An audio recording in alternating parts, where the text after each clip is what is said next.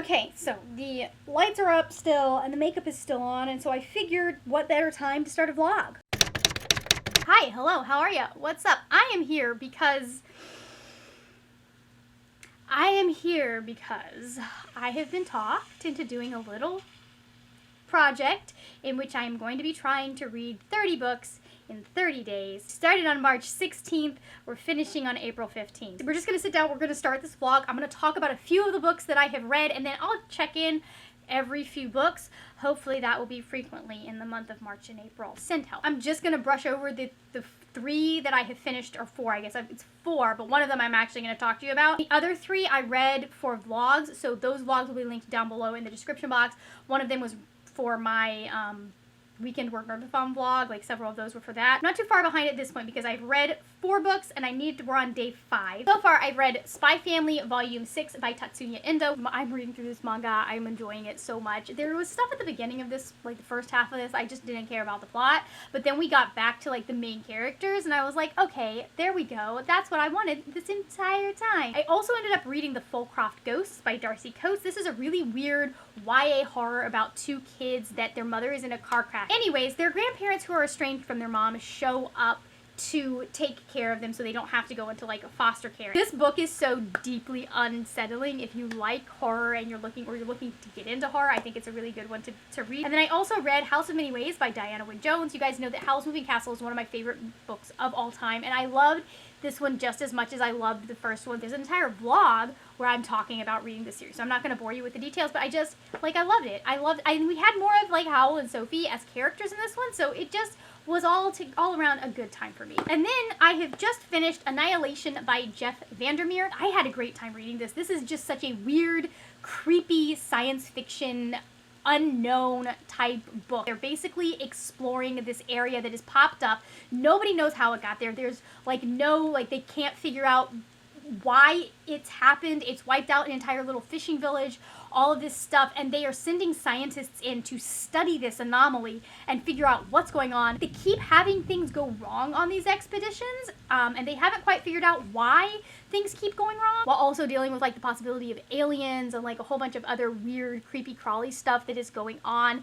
We're also very much in the head of our main character, who is the biologist. We don't know her name. She was chosen for this expedition, and that she chose to go on this expedition because her husband had gone on the previous one, and he ended up coming back and dying of cancer. And he came back with no memory of who he had been or what happened on this expedition or anything like that. This is one that I have been told and I was warned ahead of time to go into, expecting not to understand a single thing. There are no answers in this book. You have to wait for later books if you want answers. And I'm totally fine with that because this was just such an interesting character study and like building of the world, like setting up, like the other 2 books would have no point in existing if we didn't have the questions and the weirdness that are built and fully fleshed out in this one. I will check in when I've read another few books, but I'm having a good time. I gave it 4 stars, by the way. You should probably know that. Hey guys, if I look tired, it's because I am. But I do have more books to talk to you about. I'm behind. It's fine. What order did we finish these in? Okay, there we go. We finished Lore Olympus by Rachel Smith, or Smythe. I'm not sure. Volume 1. I like this. This I got 4 stars. It's a very interesting take on the Hades and Persephone, and specifically Greek mythology in general. This is another one that I said more about in a different vlog, because I read this for Weekend of Peace or something, and it was a very quick read. Like, one of the things I like is I like the kind of the color story, the way that she's using color in the different panels. The way she's using those things are just very masterful. You can really see kind of the color theory behind this different scenes that she's doing. I also really like her interpretation of some of these Greek myths and how she's kind of modernized them and made them their own thing. We haven't gotten too terribly far into the actual myth. I think we've gotten parts of the myth, but not all of it. It's complicated. More thoughts in another vlog. Also more thoughts for The Thief Lord by Cornelia Funke. This I gave 3 stars. I'm not going to talk about it too much just because it wasn't all that much to talk about. It's a book that exists and I read it. That's what it is. This is Untethered Sky by Fonda Lee. I have no words for this book. It's wonderful. It's beautiful. 5 stars. 5 stars. I had such a good time. My favorite thing about this was like the relationship with the different Rookers. I know all the time when you have these stories that are like about a person and their animal and all of that stuff, like how they'll do stuff. Wait, what What am I trying to do? A lot of the time it's about the bond between the person and the animal. This I feel is more like the bond between the person and the animal is a big thing, but it's also more about the bond between this main character and her making bonds with other people and how important that is in what she does. It's one of those things where it's like, it's not going to seem like the main thing, but it is the main thing. Does that make sense? I don't know that I would buy, I would definitely want it on my shelves, but I'm not paying $23 for that much book. I'm just not. That's not happening. But I did have a great time reading it. We're at 7 books now. And then book number 8 is going to be Vampire Forensics by Mark Collins Jenkins. It is uncovering the origins of an enduring legend. This is going into various different cultures. I ended up giving it 3 stars, guys. Did I give it 3 stars? Let's see, where is it? It's all the way, because I started this thing in January. Yeah, I gave this 3 stars. It was okay. It got a little bit hard to follow for me there at the end. He was throwing a lot of information at you. The beginning bits are really good because like he's talking about, we're specifically for the most of this, focusing on vampire lore and like the actual cases that might have inspired some of, or the actual things that people, I'm explaining this all wrong. Basically, what he is doing is he's going into cases he can find in different places where vampires were reported in historical texts, and he's breaking that down. One of his kind of premises that he comes to is that basically a lot of what is considered like typical vampire stuff, especially when you go into the stuff pre-Victorian England, is just people reacting to the way bodies decay and bodies decaying differently than they think that. Like, it was just fascinating with him laying out some of the like signs of like, well, this is why they thought this was a vampire, and this is why they thought this was, and this is how, like, these are just like things the body does under these circumstances when you're dead. That's what it was fascinating just reading for this. I got a lot of good information for what I needed to read this for. You're going to see a lot of vampire books here. I'm doing some research for a thing. A lot of it lined up with stuff that I already know from other things that I have kind of been reading and watching and things like that, just because vampires are interesting. I find them very interesting. There was some stuff at the end that I felt like could have been handled, I don't know, like, I mean, it wasn't like not that it was condescending, but it felt slightly dismissive of other cultures. I will check in at a later date. We're almost at the end of the month. I'm working on a couple of books right now that I'm hopefully will be finished because they were due back at the library. And they're still not back, and I would like to get them back before, you know, I go on my trip. So I will be back when I read more books. Hey guys, quick update. We're in here because it's a disaster in there because I'm getting ready to go on a trip, but we have finished 2 books at this point. God Killer by Hannah Kaner, and then The Princess Trap by Talia Hibbert. I'll put it right here so you can see the cover real quick. Just show you the cover. There's a vlog where I go into way more depth on these, but I will say I gave each of them 4 stars. I really enjoyed the world building on this one, and I kind of liked like the mystery and the things that are going around these different forms of gods. This is a book where we're dealing with a world where gods have been outlawed. One of our main characters, her entire job is like going to the sites of small gods and like eradicating them. There's been some stuff that's gone down with the gods fighting over stuff and like big consequences for the gods being mad at each other. All of that stuff. So the new king outlawed the gods, or worshiping them. I guess like he couldn't really outlaw like the big ones because they exist and people are still worshiping them. And then as far as The Princess Trap goes, I gave that 4 stars as well. It's very cute. I love Talia Hibbert. She's got like, I don't know, this I think has the best 3rd act breakup of any book that I've ever read. Like the 3rd act breakup will happen and you're like, oh, come on. This is one of the ones that like, this is the most realistic 3rd act breakup that I've ever watched, where it's like, yeah, it happens, and then I'm like, okay, but it makes sense that they get back together afterwards. Like sometimes they'll be the 3rd act breakup and the like reactions, I'll be like, I don't know that I'd be getting back with that person. All right, so that puts me at 11 out of the 30. I'm a bit behind at this point. We're not doing too well, but you know what? It is what it is. We'll figure it out at some point. I regret it. I regret everything every decision I've ever made right now because it is so humid. It wasn't humid when I left, but we're back in Florida now. Hi, I have more books to talk to you about. I think this puts me at what, 16? It was 11 last time. Now we're at 16, so we're getting caught up. It's also April 10th. I might have overestimated the amount of reading that I would get done while I was on my trip, but let's let's talk about what books I read. I did go ahead and start the first Bridgerton book, The Duke and I, by Julia Quinn. I gave this 3 stars. This is, I mean, you guys have seen Bridgerton everywhere, so I figured it was time that I finally, like, read the books. I have potentially some controversial thoughts, but for the most part, I did like this. I think I jive with Julia Quinn's writing style really well and what she wants to do. I really appreciated what she was trying to do with some of what is going on in this book, and I had a good time with that. I'm not going to get into detail, but I think that there are certain aspects I think were handled a little bit better in the show, and then there is a certain scene and fallout of a certain scene that, while neither of them did a great job of handling that scene, I think that that scene is handled better in the book, in my opinion, just because, like, it's less, the circumstances leading up to that event are less icky. Like, it's less premeditated in this, and I agree that that makes it a little bit easier to swallow, I guess, to deal with, to not let it ruin the book for you. There may be more thoughts coming later. Who knows? It'll depend on whether or not I decide I want to read the next 3 books. I also finished, I'll talk about both of these in the same, because I finished these at different times. Like, one I finished at the beginning of the trip, one I finished on the way back from the trip, but these are the first 2 books in the Animorph series. This is part of the series where I read books that I am trying to, like, I didn't get to read as a kid. I wanted to read these so badly as a kid, and I didn't get a chance to. So there will be a whole vlog with me going into, like, in-depth thoughts for each of these books. For now, I will just say I gave both of them 3 stars. After that, we'll talk about Children of Time by Adrian Tchaikovsky. This is a book that I read with my brother.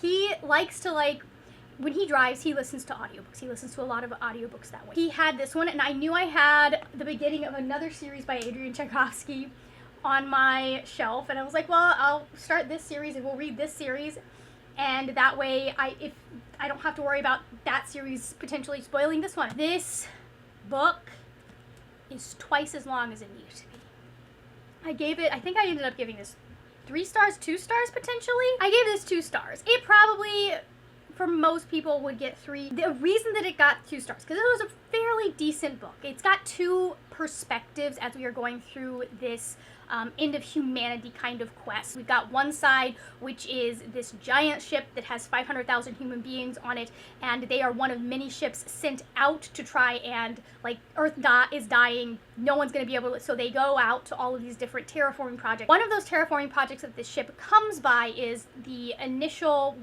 was an initial project to see how evolution works, and there was a virus that was developed to be able to evolve these monkeys, and the monkeys get killed. Opens with that entire thing going wrong and the monkeys getting killed at the very, very beginning. And so something else on the planet rises up as the kind of evolved life form. And we're following the crew of that ship as they get woken up every few decades, trying to find a place for humanity. They get turned away from this planet because it has a security system they're not ready to deal with, because the entire planet is supposed to just be an experiment. And then in the other point of view, we're watching this society evolve as these creatures evolve. And I found some of that to be very interesting.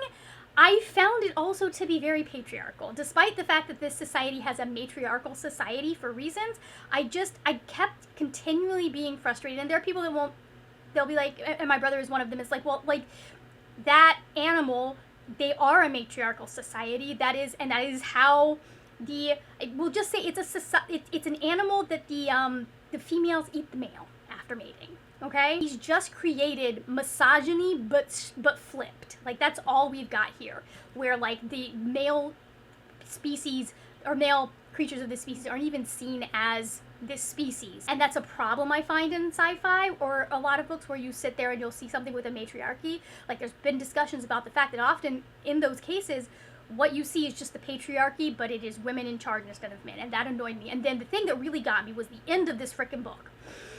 It took so, the solution there was so obvious to me, and it took so long to get there. That wasn't the solution. There was another more interesting, more clever thing, but it was getting to that point was dragged out so long. And I know that the author was doing that for the suspense aspect, and I was just bored. At some point, you lose the tension of that, and you just are annoying your audience, and that got me annoyed. I didn't like that, that just my brother the last hour had to listen to me going every time the humans made a stupid mistake that I was like, come on guys, be smarter than this. That and the fact that I just really was annoyed and couldn't really, like, because we're following different centuries, you don't really get attached to it. You're not attached to any of the characters in this evolving species.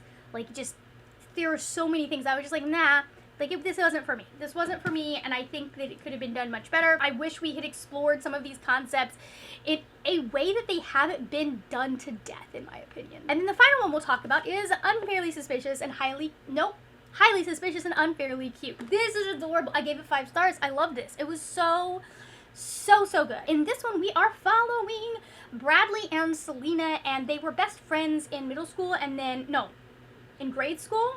Basically, okay, so we're dealing with British people here, so I am going to use the American equivalent, and y'all can figure out what that means if you are not American. Sometime, I think when they were like 11, 12, there was a mild falling out because Bradley wanted to have more friends than just Celine, because they are both very neurodivergent and both mentally ill. They both deal with stuff that is happening in here, and like Bradley is very like, okay, I know there's something in my brain that I don't like, and I don't like what it's doing to me, and he's been that way since he was a child and been dealing with that, and Celine has not. We're dealing with them being forced back together after this falling out where Bradley's like, hey, I'm gonna make some new friends, not trying to cut Celine out, but as a result of making new friends, he does kind of try and get her to conform to a certain box, and she doesn't like that. They are in this program, this wilderness program that's supposed to be potentially giving them a scholarship, yada yada yada, and they are having to keep getting paired together, and they're having to work together. It was absolutely adorable. I really liked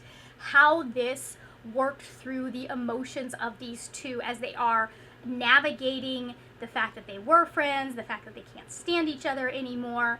I love the way that it represents the various different, like, how, what is the word, singular, how unique each person's journey with their own brain is, especially when you are mentally ill, how like your journey with someone who has your journey with anxiety or depression, or in this case, like Bradley has OCD, is going to be different from someone else's journey with that, and also when you are ready to get help can be different. I kind of like that juxtaposition of one character or one person that is ready to deal with that and one person that is not. She just does such a good job of taking everything and making it all apart. She's just such a good writer. Please go read more Talia Hibbert. We're at 16. We need to be It's fine. This is what you can get read in 12 hours of sprints. I am slowly getting caught up. I think this brings us to 21, which means I have 9 more books that I need to read. It's fine. We finished Authority by Jeff Vandermeer. If you will remember, I picked up the first book in this series at the beginning of the month because it was nice and short. This was not as short, and I kept having other books that I had to read first, but I ended up giving it like 4 stars. Do I remember what any of my ratings are? Never. No, that's why I write them down. That's what writing things down is for. I'm enjoying this series. I'm having a really good time with it. We're following a second point of view, trying to unpack and find out what happened in the last book, because we know what happened to the biologist in the last book, but the people back at home base do not know, and so we're following someone at home base who has been tasked with figuring out what's going wrong in the Southern Reach. I'm telling you exactly what this book is about. These are so weird, but they're also so interesting. Like, it's like he's using this sci-fi thriller concept as a way to like really just dive and dig deeply into the human psyche and how people like react to weird stuff. I have no answers, no idea what's going on. I have the final book. I'm not going to be reading the final book for this because we have 2, 3. We have like a couple of days left, and it's fine. Anyways, I finished this finally, and then I'll talk about these again together, but I didn't read them at the same time. Like I read them on either side of the next thing I'm going to talk to you. I read The Encounter and The Message for Animorphs. Again, not going to talk to you too much about these because there's an entire vlog I'm using this project partly as a way to get through these books and to get moving forward on this project. That's all I can tell you. And then I read, oh gosh, which one is, okay. So I read Volume 2 and Volume 3 of Lore Olympus. We're starting to get into her actually dealing with some of the things that happened in the first volume and navigating that and really acknowledging how that's affecting her, and also trying to take her power back from having Like, not just that happened, but like what her mom's done to her and all of that stuff. I put volumes 4 and 5 on hold, and hopefully I will have them soon. I'm pretty sure I'll have volume 5 like tomorrow or the next day, because it's like much closer than volume 4. So it could be a while before I won't have any of these in time for me to read them. Hey guys! We are here in the last like 36 hours of this little challenge. And, I'm like 8 books behind. I've done a little bit of research. It's doable. I think I can do it. There are audiobooks that I can listen to that are very short, like novellas. I have some manga that I can do. I've got another Animorphs somewhere. There is a vlog coming at some point. I don't have the schedule in front of me. I don't know whether this is coming first, that's coming next. I'm not sure. The question is, am I going to make it? I know you're saying, Margaret, there's no way you can read 8 books in 30. You are not close. I am so close at this point. I only need to read 8 books. I can do that. Theoretically. That is the update. I don't have really anything to talk to you about book-wise that I just felt like I should come on and, like, we're friends. I could fake it. I could pretend like I had this all together the entire time, but we're friends. And I felt like maybe I should just let you know that I done messed up. We're gonna fix this. We're gonna fix this. We're gonna do this. Here's what I want to do. This may be a tad bit ambitious. I would like to get like 6 books read today, between the audiobooks, the manga, all of that, because I would like to have all day tomorrow to like read a book and enjoy said book. Just remember, taxes are also due tomorrow. It's fine. It's fine. It's fine. I have no idea what was going on in my head in that last clip, because I actually do have books to talk to y'all about. Like, I actually had an update. 3 books to talk about right now. First one is The Only Good Indians by Stephen Graham Jones. It happened to, I think it just like came in from my library. I don't know, whatever it was. I know that like Stephen Graham Jones is always a good... There's an airplane, hold on. This is what happens when you live near an airport. Right, I think that is low enough that y'all won't be able to hear it. Anyways, if you can, oh well. Stephen Graham Jones is a perennial fave. I just went and, hold on, here it is. I just went and grabbed the final book in his Indian Lake trilogy. I was just feeling like listening to some of his books, and this came in, and so I did. This is we're following like 4 different perspectives in this one, and they are all perspectives of a thing that happened. The way Stephen Graham Jones does his books is there is always a very human element to them for the most part, but he also likes to throw a little bit of supernatural in there. Like, and it's usually like supernatural talking about the connection. Are we having an air show? It's usually supernatural, specifically talking in regards to the connection to, number 1, female rage, and number 2, nature and the environment and things like that. And I can't, like, there's only so much that I can say about that without spoiling his entire book. I just know that I wasn't thinking I was gonna love this. I knew I was going to like it, because I like Stephen Graham Jones's writing style. I like the way that he examines things. This one, there was some stuff going on that I was like, sir, I'm not sure what you're doing here.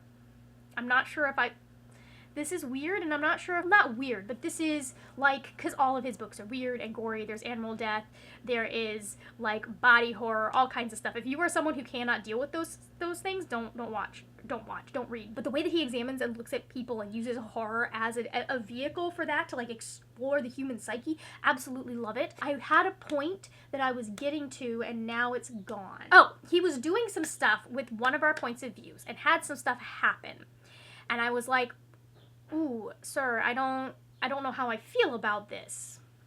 I don't know how I feel about this. And then there's like that one little twist, and it happens about halfway through, and I was like, oh, I do see what you're doing here, and I like it. And just, oh, guys, the ending of this book, the ending of this book, 5 stars. It got 5 stars. I was thinking it was gonna be like a 4-star book, because I was still liking it, but I was like, yeah, it's not as good as My Heart is a Chainsaw, which is my, like, I love that book so much. But then that ending happened, and it's one of the most perfect endings I've ever read. Feelings, emotions, we were having a roller coaster, I was talking to people about it. Like, I will not shut up about this author, because the way he does books, I love. And again, if you've read, so I'll put this caveat out there. If you have read his novellas and there was a lot and it was too much, when it comes to like the blood, the gore, some of the triggers, all of those things, I would suggest giving his novels a try. Honestly, if you're looking at trying Stephen Graham Jones, I would start with My Heart is a Chainsaw. Unless there's a reason that you're really interested in The Only Good Indians, I would start with My Heart is a Chainsaw. Number one, because I think that's the best thing. Like, that series is his best writing that I've read to date. Granted, I've read 3 books, so I don't have, I can't tell you all of it, but I think that's the best thing he's written to date. And then if you really like his writing style, then go to The Only Good Indians, because I think, like, having gone into The Only Good Indians, I know there was an issue with The Only Good Indians when it came out, that it was being sent to a lot of white reviewers, and it was not being sent to Indigenous reviewers at all. They were giving it bad reviews because they didn't understand a lot of what he was doing there, because he is an Indigenous author and he is looking at these things from an Indigenous lens. So I would suggest starting with My Heart is a Chainsaw, because I think that gives you some really good context and a good gateway into the worlds that he creates. I think The Only Good Indians, you do need to have some grounding in that history and knowledge of Indigenous cultures, especially Native American cultures. It's a very, very good book. I understand why it is not the book for some people. I understand why, like, there are things in it that are genuinely triggering. The same thing for My Heart is a Chainsaw.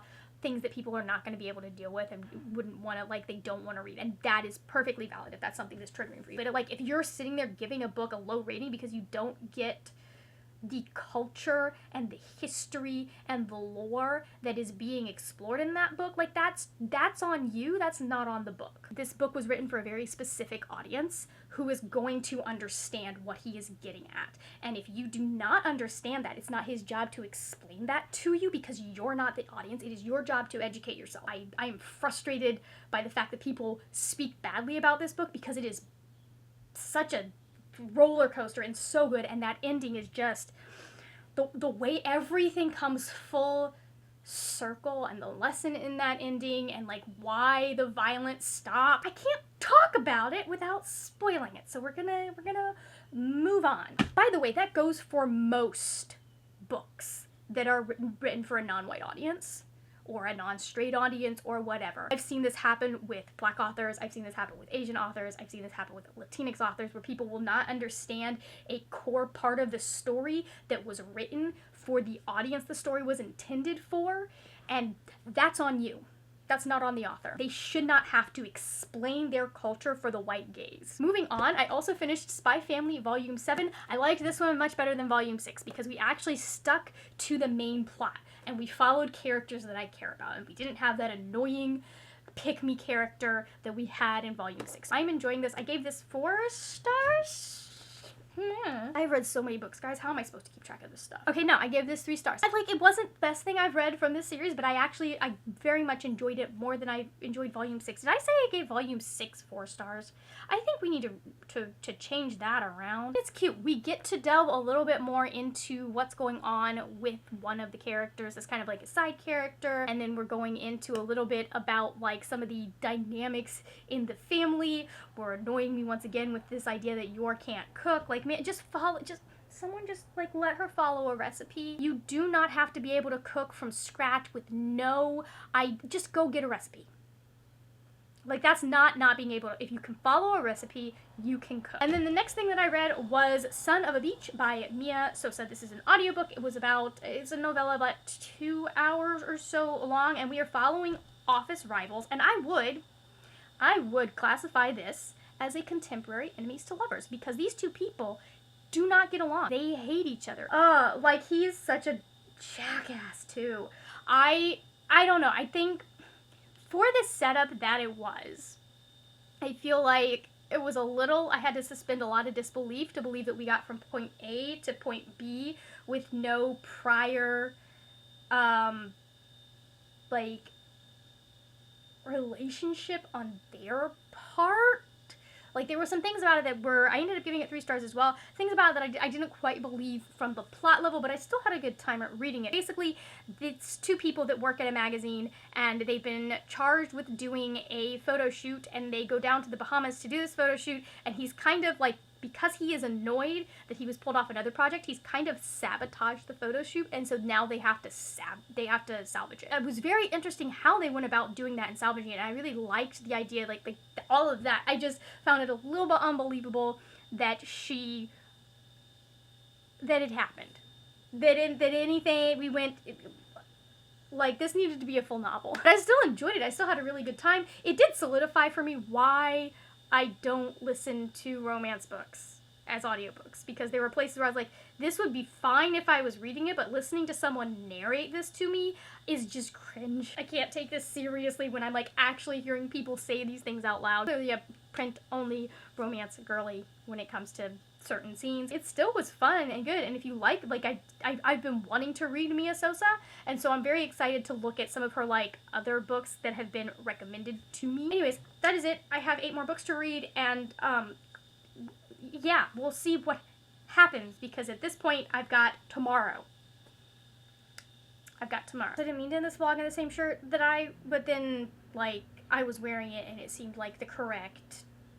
So, hi, it's Tuesday. We are going to see if I actually ended up reading 30 books. I'm not going to tell you. I'm not going to tell you yet. Last we left off, we were at 24. That's what I read on Sunday. I got to book 24. That means that we're starting with book 25. 25 was Library Wars Volume 2. This is a little series that I started, I think, last year. It's basically set in this like futuristic world in Japan where there is what's known as the Media Betterment Committee. It is censor books, movies, music, all of that stuff in the name of making better media. Like it's a federal thing for them, like coming in, confiscating media. However, the local governments are fighting back with what is known as the Library Freedom Act, which I don't remember, what is the name? The Library Defense Force or something like that. Basically, our main character is someone who is in the Library Defense Force, and she's dealing with this really annoying, like, superior officer who she doesn't know it, but was very like her when she was younger, and is actually the reason that she joined the Library Defense Forces to stop people from confiscating these books. Basically, like, there were fights over whether or not you could confiscate books. It's really, you know, kind of feels very timely. I ended up reading volumes 2, 3, and 4 because I was stuck on my porch. That's a very long story. I lit a candle and realized it was the first time I was using the candle. I didn't want it to tunnel, so I spent like 3 hours waiting for this candle to burn. It did keep the mosquitoes away, though. I give all of these 3 stars. They were a good, fun time. There is some stuff that's very dated. This was written in 2008, so there's some stuff in here that's very dated, especially when it comes to gender and women in the military. That kind of, like, it's not really the military here. But, like, there is some stuff going on there, especially when it comes to the who I think is the love interest wanting to protect the main female character in some cases. I do like the fact that we're dealing with a tall girl, though. This is, like, she's taller than he is, and it's it's so funny. Like, she's just a little bit taller, and they're still cute together, and I really enjoy it. Other than the little bit of, like, kind of patronizing stuff that occasionally happens with the love interest, it's pretty good. I don't have any other, like, major gripes. This was 25, 26, and 27 that we read, so we were getting close. And because we were close, I was like, all right, well, then what we're going to do is we're going to pick up another graphic novel. And so I picked up Philadelphia by Rodney Barnes, and then art is by, Jason Sean Alexander and Luis NCT. This was a book that I picked up because I wanted to read it for Blackathon, and then I proceeded to, as usual, read none of the books that were on my TBR. The things on the front didn't give you a clue. We're dealing with vampires. And so in this version of Philadelphia, we have a cop that he was looking into some disappearances, and then the cop ends up getting killed. His son comes in to kind of wrap stuff up, do his final affairs. His son is also a cop. Now, what he discovers is that there is basically a vampire underworld in Philadelphia that is planning on doing an uprising and coming in to take over. I liked the way that this talks about family and kind of navigates the relationship between our main character and his father, and how that was a little bit of a fraught relationship. I think there's an amount of nuance that is given there that I don't know that you usually see in those kinds of stories. I also really just like this kind of interesting concept when it came to the vampires and who was the center of the... I was very curious about why we chose that specific historical person specifically. I was a little bit confused as to why it was him, but I liked the way, like, I liked the idea of having a historical figure that ended up having this whole kind of thing going on. It was a really cool, interesting, like, kind of vampire horror movie that is, or not, no, horror comic that is examining the things going on and like why, like there's just so much that he's dealing with and examining and tackling in this, while also it still being like a very creepy vampire novel. I also really enjoyed like the art style. It's a little bit more modern and I liked that, where you kind of have, it's almost like a watercolor style in places. It's like not the big bright saturated colors that you're used to. This feels very what's the word? Not unfinished, but it feels very raw. It feels very raw. It feels very kind of in the moment. It doesn't feel polished. And considering what we're dealing with in this book, it's definitely like that makes sense, that it feels so rushed and hurried and all of that, and that ties into the main story. So I enjoyed this, highly recommend it. I then picked up Dead Lake by Darcy Coates. I ended up giving this 4 stars. This is a horror novella by Darcy Coates. It's very creepy, and I do not suggest going to read it before you are to go, you travel solo. Just, I wouldn't suggest doing that. What we are dealing with is we have a main character who, she is an artist. She has a gallery coming up, and it's like a big, like, life-changing kind of opportunity thing, and she has no paintings for it because some stuff has happened in the last year that kind of didn't burn her out, but it just kind of shut off that part of her brain. And so she has been given a week-long, like a week at her uncle's cabin, and she's going there to kind of reconnect with herself, reconnect with her muse, and paint. And then some weird stuff starts happening. She's waking up in the morning to find that she has painted this dude with gray eyes, and she has no memory of painting it. She's done it in her sleep. Once again, we have an author who like has real world stuff, like real world motivations also mixed with supernatural stuff. Like she's done that in both of the last 2 books that I've read from Darcy Coates, but both of them in this project. Like, I like that juxtaposition I am finding, where there is a human element that is at the driving force, but there's also like an unexplainable element to it as well. It is very short. I can't talk to you about it, but it was creepy as could be. If you want to have like a tense, at the edge of your seat kind of moment with a book, I would suggest reading that. That was book number 29. For the final book, I picked up The Predator by K.A. Applegate. I'm not going to talk about this one too much. I ended up giving it 3 stars though. This is again going to be in my Animorphs vlog, which I have checked since yesterday, and I believe mentioned earlier in this video, it is going to be next Friday's vlog. I enjoyed this series. This left off on a cliffhanger, and I was like, wow, this would have had me in a chokehold if I had read it at this time. So I did it. I managed to make it to 30 days, and my suggestions, if you are wanting to do a 30-day challenge, number 1, get a buddy, because I tried this in February, and then Brianna was like, I'm gonna also do this soon, and I was like, well, this failed, so let me know when you do yours and we can do it. All of that, and that's all of this went from that one conversation where we're like, hey, what if we did this together and kept each other accountable? So hi, Editing Margaret here, because this is why you take notes and you write down what you want to say, even when it isn't vlog format, because I totally forgot, you know, as I'm sitting here saying, get some friends that will help you and keep you accountable, etc., etc. Did I say that? I don't remember. We haven't quite gotten to that part yet, but I remembered that I forgot it. I had friends that did this with me. Number 1, it was Brianna with 4 Paws in a Book. After that, we recruited Aoife from Pretty Purple Polka Dots. We also recruited Brittany from Brittany Loves Reading, Jess from the Hex Library, and Neva from Reading with Neva. I will have all of them linked down below, and as they post their videos in regards to this, I think a couple of them are planning on doing vlogs or like wrap-up videos or whatever. I will have all of that linked down below in the description box. Go check their channels out, please. If you like the vibes on their channel, please do subscribe. Anyways, back to the video. The other thing I would suggest is don't be too caught up on reading to theme. Just like short books, that's your theme. Look for shorter books. Look for books that are going to make you, like, if you are bored by a book, move on. I think that's a lot of the, like, why I was able to do this, because a lot of the stuff that I picked up, they were books that were interesting to me. They were books that I wanted to continue on reading. So I may try this again to see if I can do it like with all physical books or all audiobooks. I don't know. Who knows? If you enjoyed this video and you like fun challenge videos like this, I would suggest checking out this video up here where I tried to see if I could read a book in a day, pitting a physical book against an audiobook. Thank you so much for watching. If you enjoyed this video, please give it a thumbs up.